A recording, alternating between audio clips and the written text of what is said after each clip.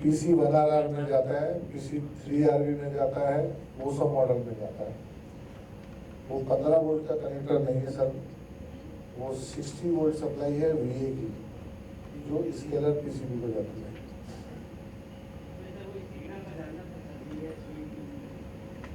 उस पर भी मैं आऊंगा। इसके फर्स्ट वाली स्लाइड में, हाँ, किसी भी एक बंदे को मैं स्टेज पे बुलाना चाहूंगा, कोई भी आ सकता है। ये टीवी था, इसकी प्रति मैंने बनाई हुई थी। मैं वोल्टेज पूछूंगा, आपने खाली बताना है वहां पर है।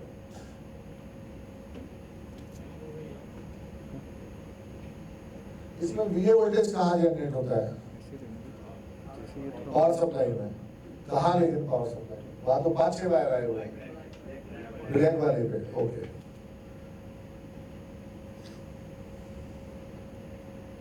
कंट्रोल बोर्ड,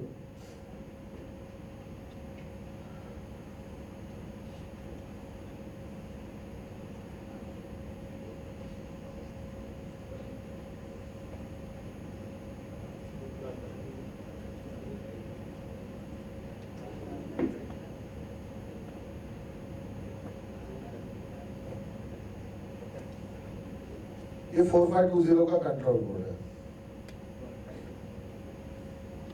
ऐसे ही दिखता है। इसमें हमने 2 सप्लाई की बात करी थी, 5 वोल्ट और 18 वोल्ट।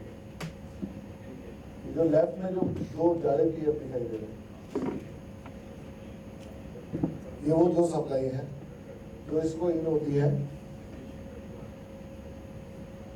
एक मेमोरी IC लगी है क्रिस्टल के बाजू में, और ये 2 रेगुलेटर है जो लो वोल्टेज सप्लाई बनाती है, 1.8 और 2.5। उसके बाद में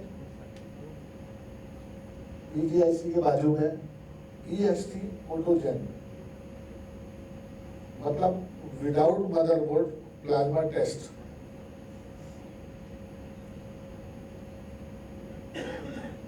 जब हम इस चीज को शॉर्ट करते हैं तो हमारा जो सेट है वो ऑटो टेस्ट मोड में चला जाता है, विदाउट मदरबोर्ड।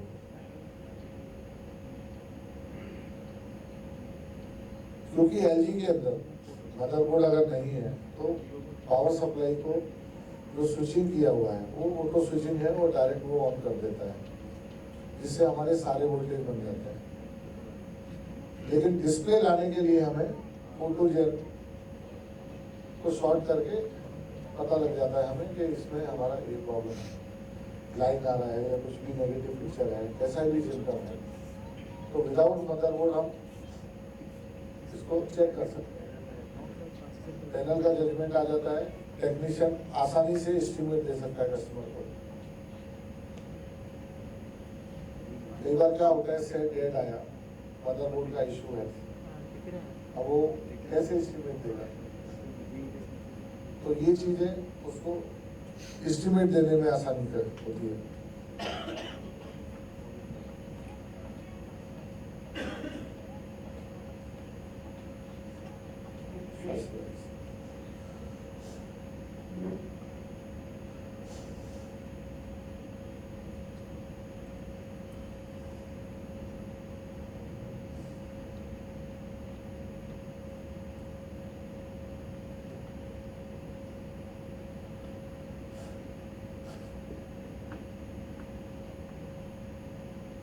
मदरबोर्ड को हमने बाहर कर रखा है, मदरबोर्ड की हम बात ही नहीं करते।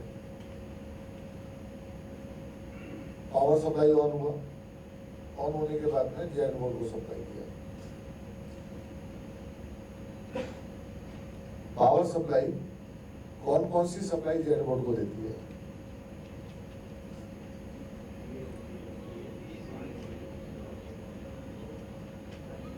VA VS और 5 वोल्ट, 15 वोल्ट इसमें नहीं आता। अब ये सप्लाई जब जेड बोर्ड को हमारी चली गई, तो ये सप्लाई देने के बाद में जेड बोर्ड ऑन नहीं होता है, वो जेड बोर्ड सप्लाई को वापस वाई बोर्ड को पास कर देता है। जब ये सप्लाई वाई बोर्ड पर आती है, फर्स्ट और सेकंड 8 एंड 60, जिसके मैं हमेशा कलेक्टर वोल्टेज पूछता हूँ, ये सप्लाई वहां पर आती है। जब ये दो मॉस्फेट फायर होते हैं, ऑन होते हैं, उसके बाद में ही जो असेंबली मॉस्फेट पीछे लगे हैं वो ऑन होते हैं। जो सबसे नीचे वाला 860 है, वो वी स्कैन वीपीपी वोल्टेज और 18 वोल्ट बनाने का काम करता है। वो वोल्टेज उस ट्रांजिस्टर के सपोर्ट से बनते हैं।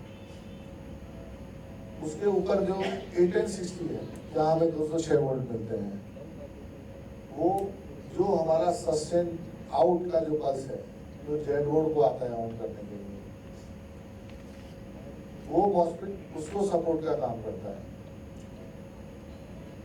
860 का सेकंड जो मॉस्फेट है, उसके बाद में दो डायोड, दो 30F124 लगे होते हैं, जो उस पल्स को करंट देने का काम करते हैं।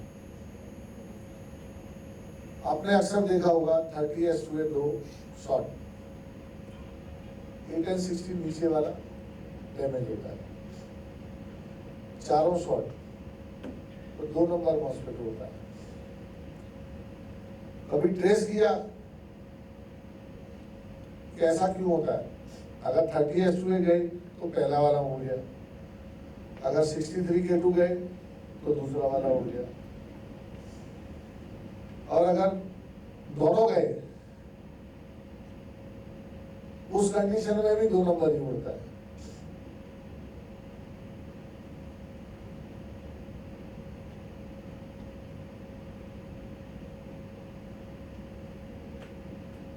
कभी ट्रेसिंग किया है क्या कि कैसे कैसे गया करंट, कहां से गया वोल्टेज?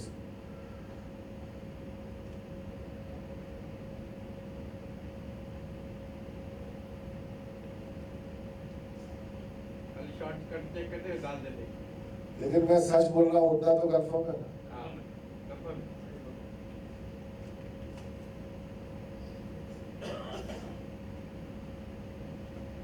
होता क्या है कि जो बीच में 45 25 लगे वो आपको कभी खराब नहीं मिले होंगे। अगर वो शॉर्ट होंगे तो ये सारा बोर्ड शॉर्ट हो जाएगा।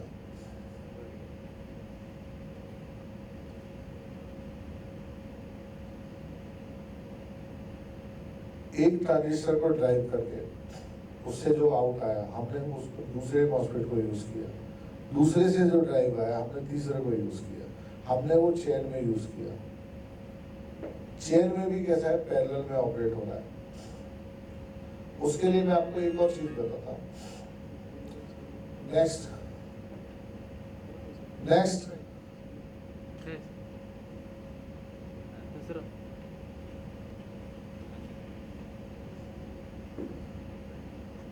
ये जो स्लाइड है, इसमें आपको समझ में आएगा। आई सेट डाउन, वाई बोर्ड के प्रीसेट पे लिखा है सेट डाउन। सेट डाउन मतलब स्क्रीन का हाफ, सेंटर से हाफ, उसकी वो फाइन ट्यूनिंग करेगा। जैसे आपने एफएम लगाया 101.9, तो 9 पे कोई प्रोग्राम है ही नहीं, वो तो 101.1 पर ही है, फ्रिक्वेंसी 9 है, मतलब बोर्ड हमारा उड़ता रहेगा। 101.1 पर जो उसकी एक्चुअल फ्रिक्वेंसी है, उस पर कभी मॉस्फेट नहीं उड़ेगा। तो ये जो चीज है डाउन, उस डाउन के प्रीसेट को वेरी करने से उस मॉस्फेट का बेस बायसिंग वोल्टेज वेरी होता है। तो जो हमारा बॉटम हाफ में जो हमारा पिक्सल आ रहा है, वो उसको क्लियर करने के लिए होता है। सर टॉप में काली काले थोड़े से धब्बे आ रहे हैं, सर लिट्टी आ रही है, क्या करना चाहिए? वो लिट्टी इसी प्रीसेट से आती है। उसके बाद में नेक्स्ट सस्टेन अप, ये भी एक प्रीसेट है, बराबर रिसेट लगा रहता है ना व्हाइट बोर्ड में, सस्टेन डाउन सस्टेन अप, वो अपर हाफ के लिए है। अब अपर हाफ में अगर आपको डॉट्स आते हो वो उसकी फाइन ट्यूनिंग करने के लिए होता है।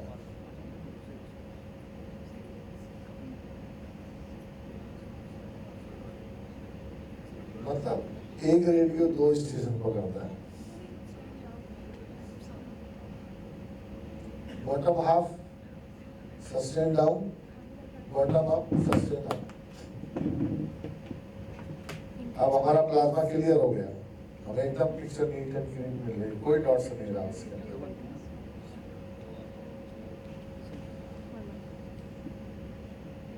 उसके बाद में ये जितने भी हम वेरिएशन लेते हैं उसका एक रिटर्न सिग्नल हमें कंट्रोल बोर्ड पे आता है एक्नॉलेज के लिए। जैसे हम पावर सप्लाई के अंदर ऑप्टोकपलर यूज करते हैं और प्राइमरी से हम प्रीसेट वेरी करते हैं तो हमारा उतना वोल्टेज वेरी होता है। उसका रीजन क्या है? क्योंकि जो 24 वोल्ट 12 वोल्ट से हमने रेफरेंस यूज किया होता है रिटर्न के लिए, उसकी वजह से होता है। हम लोग कई बार मॉड्यूल लगाते हैं और उसका जो तीसरा वायर है ऑप्टोकपलर का वो यूज नहीं करते हैं,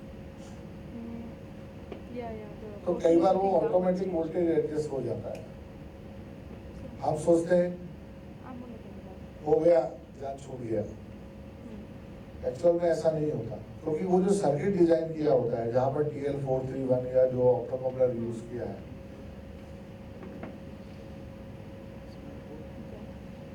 ट्रांसफार्मर की प्राइमरी सप्लाई में जब आपने वो सर्किट यूज किया होता है वहां पर एक और लो वोल्टेज किसी में 2 सप्लाई और जनरेट होती है। वो पावर जनरेट होने की वजह से ही वो आपको कई बार ऑप्टोकपलर पे पल्स देने की जरूरत नहीं पड़ती। वो डिपेंड करता है कि उसका सर्किट डिजाइन कैसा है। I got it.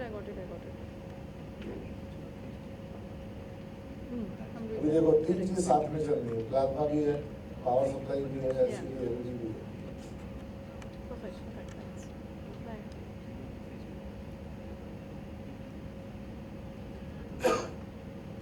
कोई भी प्रीसेट जब हम वेरी कर रहे हैं, अगर हमारे पास में उसका रिटर्न एक्नॉलेज आता है तभी वो स्टडी रहेगा, अदरवाइज नहीं रहेगा।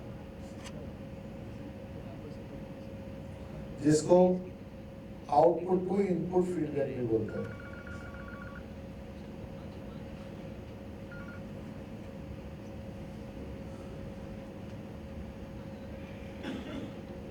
OC1 एरर अब डाटा इनेबल स्लोप 1 स्लोप 2, ये जितनी भी चीजें हैं बॉटम वाली, अपर वाली चीजें वाई बोर्ड को जनरेट कराने में काम आ रही है, हॉस्पिटल को फायरिंग में सपोर्ट कर रही है। जो नीचे वाली चीजें हैं ये सब आपको बफर बोर्ड को पास हो रही है। सपोज ऊपर के सस्टेन अप और डाउन ने हॉस्पिटल को फायर किया, वो फायर हुआ तो 20 के अंदर VPP वोल्टेज जनरेट हुआ।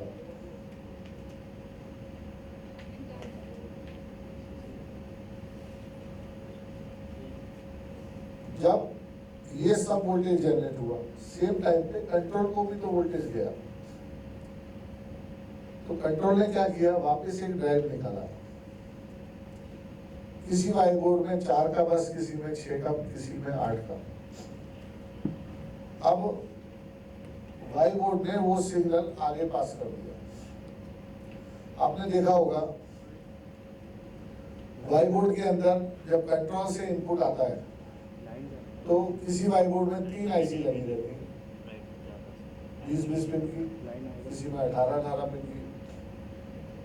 वो 3 IC क्यों लगी? अब 2 IC के बारे में बात करेंगे क्योंकि हमारा सब्जेक्ट है 4520, उसमें 2 IC लगी रहती है। एक IC अगर आप ट्रेस करेंगे तो सारे जितने भी मॉस्फेट का आपका ड्राइव सर्किट है, सबका एक एक पल्स उन मॉस्फेट के फायरिंग में चला जाता है।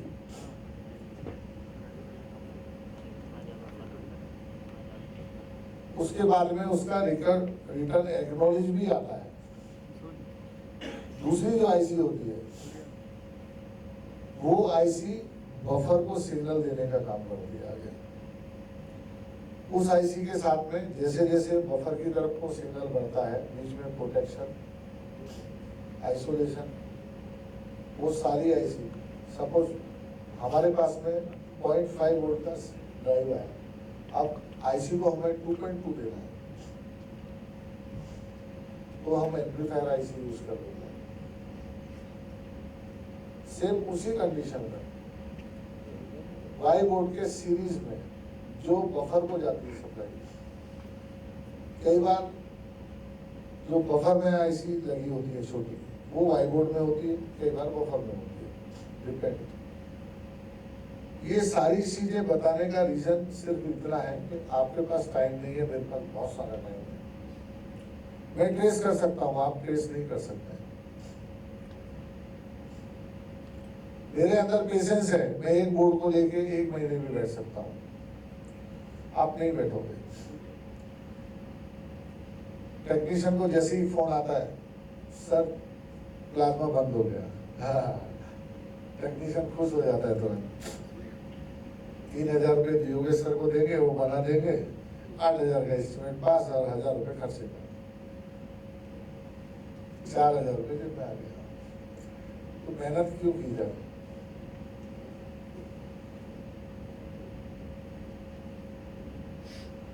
सेम कंडीशन एलसीडी एलईडी के साथ भी है। स्टैंड बाई लाइट ब्लिंक हो रही है, 4 जगह फोन लगाया, एक बोलता है पावर खराब है, एक बोलता है सॉफ्टवेयर डाल दे। सबसे इजी काम है सॉफ्टवेयर डालना। फिर वापस 4 लोगों को फोन लगाया, चारों ने अलग अलग सॉफ्टवेयर भेज दिया, बोले मैंने तो यही डाला था, चालू हो गया। जब हमारे पास उस एलसीडी को खोलने के लिए टाइम नहीं है, तो ये तो बहुत दूर की चीज है। आपको 3 सॉफ्टवेयर मिले तो शायद किसी एक में चालू भी हो जाए, लेकिन कभी टेक्नीशियन ये जानने की कोशिश नहीं करता कि ये प्रॉब्लम आया क्यों। हम सिर्फ हाई वोल्टेज पे ध्यान देते हैं, लो वोल्टेज और लो की रेजिस्टेंस पे कभी ध्यान नहीं देते। वो तो जंपर मार देते हैं, हो जाता है।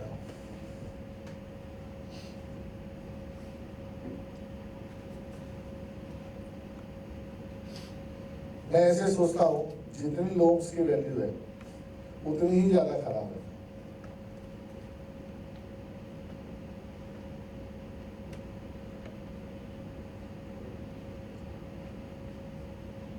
अब प्लाज्मा टेक्नीशियन के पास आ गया, टेक्नीशियन ने बैक कवर खोला उसका, वो क्या देखता है उसके अंदर? टेक्नीशियन का पहला स्टेप क्या होना चाहिए, कोई भी बताएगा मुझे? ब्रश मार के साफ सफाई करना। वो जो 5 मिनट आपको मिलेंगे जो क्लीनिंग के होते हैं, उसमें आप उस कस्टमर की और टीवी की दोनों की जन्म कुंडली बना देंगे कि ये आदमी मुझे कितना पैसा इसका दे सकता है और इस टीवी के अंदर क्या फॉल्ट है। उसको हम लोग बोलते हैं फिजिकल टेस्ट। आप ब्रश मार रहे हैं, तो पीएफ क्रैक हुआ है, तो रेजिस्टेंस बंद दिखाई दे रही है, जिसको कोल्ड टेस्ट भी बोलते हैं। आपने वो 5 मिनट ब्रश मारा, आपको 2 चीज का फायदा हो गया। आपको ये पता लग गया है कस्टमर को कितनी जरूरत है। कस्टमर के हिसाब से वो टाइम पास करना है। कस्टमर सोच रहा है बोले मीटर कब लगाएगा, इस पे तो साफ सफाई के चक्कर में लग गया। हम लोग ये सोच रहे हैं कि इसका पेशेंस कितना है, ये कितना जल्दी इसको बना के चाहिए।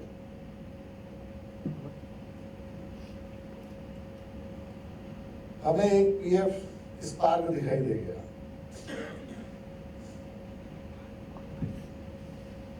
5 उसके बाद में नेक्स्ट स्टेप क्या होना चाहिए? एक पीएफ हमें इस बार दिखाई दे गया कि भाई ये पीएफ फट गया है।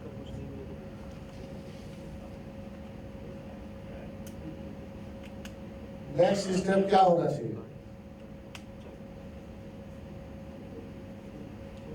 हाँ वर्मा जी,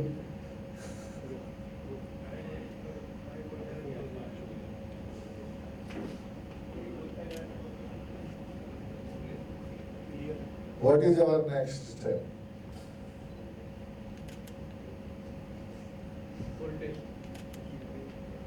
सर बोर्ड बाहर निकालेंगे तो कोड टेस्ट आएगा, हमने तो बोर्ड ही नहीं निकाला। नेक्स्ट स्टेप हमारा बोर्ड को रिमूव करना। हमने फटा हुआ मॉस्फेट पीएफ तो दिखाई दे गया हमें, कोड टेस्ट में हम तभी कंफर्म करेंगे ना। उसके बाद में हम लोग क्या करते हैं, फटाफट 2-3 जगह मीटर लगाएंगे, एक मॉस्फेट हमें शॉर्ट मिल गया और खुशी आ गई।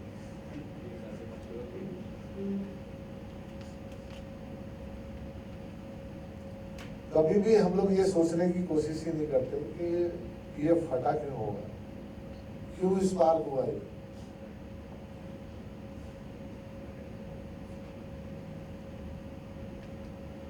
अच्छा, एक छोटी सी चीज सब टीवियों में लगी रहती है लेकिन किसी ने नोटिस नहीं किया होगा। वेरिस्टर क्या होता है? वेरिस्टर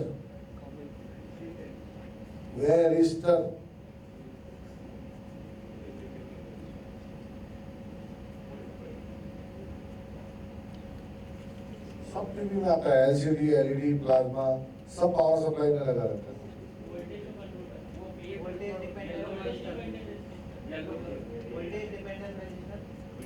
वोल्टेज डिपेंडेंट रजिस्टर मतलब हमने उसको वोल्टेज दिया, वो सेलेक्ट करके आगे दे देगी।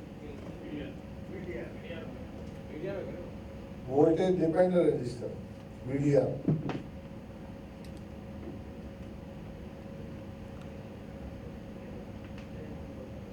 वीडीआर और पीटीसी में क्या फर्क है?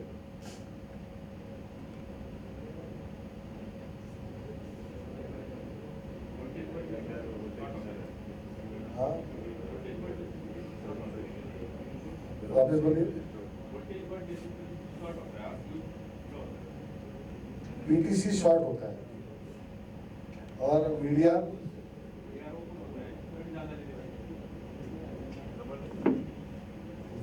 या पीटीसी हम सीरीज में यूज करते हैं, वीडीआर हम लोग पैरेलल में यूज करते हैं। बराबर? वो खराब कैसे होता है? उसके ऊपर रीडिंग लिखी जाती है 400/10 या 400/20। 400 उसकी वैल्यू होती है, वो वैल्यू होती है उसके वोल्टेज, और जो 10 और 20 और 80 लिखा होता है वो उसका डाया होता है।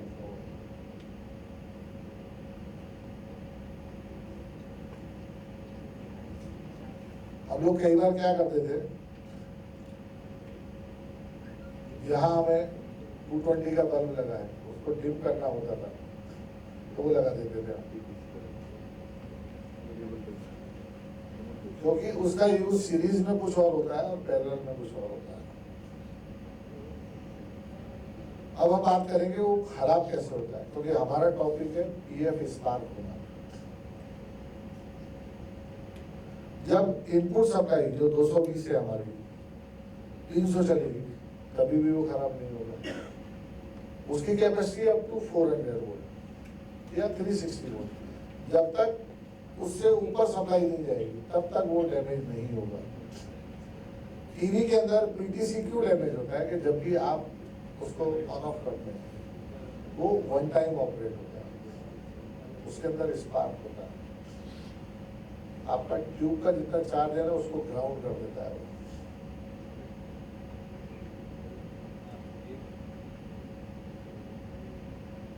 किसी भी सब्जेक्ट की, किसी भी मॉस्फेट की, अगर हम एक सेट फ्रीक्वेंसी के बाद में उसको ऑपरेट करेंगे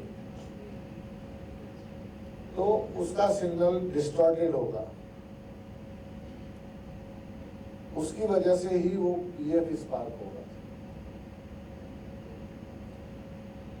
उसको हम दूसरी भाषा में बोल सकते हैं सर्ज वोल्टेज। किसी भी चीज को स्पार्क करने के बाद, जैसे रस्सी को ऐसे करते तो लहर बन के निकल जाती है। जब हमारे बोर्ड में कोई भी इलेक्ट्रॉनिक सर्किट के अंदर हम प्लग लगाते हैं, स्पार्क होता है। उसके लिए आरएफ फिल्टर और वीडीआर, वो सारा जो नेटवर्क रहता है ना स्टार्टिंग में, कई बार लोग निकाल के फेंक देते हैं। वीडियोकॉन में 40 इंच का एलईडी के अंदर राउंड कॉइल लगी रहती है आरएफ फिल्टर की, और वो कॉइल उसकी फेराइट के साथ में स्पार्क हो जाती है। आप टीवी का प्लग डालो, फ्यूज ग्लो, टीवी का प्लग डालो, फ्यूज ग्लो। मीटर से शॉर्टिंग नहीं दिखाता। बराबर किरण भाई? मेरे कहने का मतलब ये है कि जब तक आपका ऑब्जर्वेशन, आपकी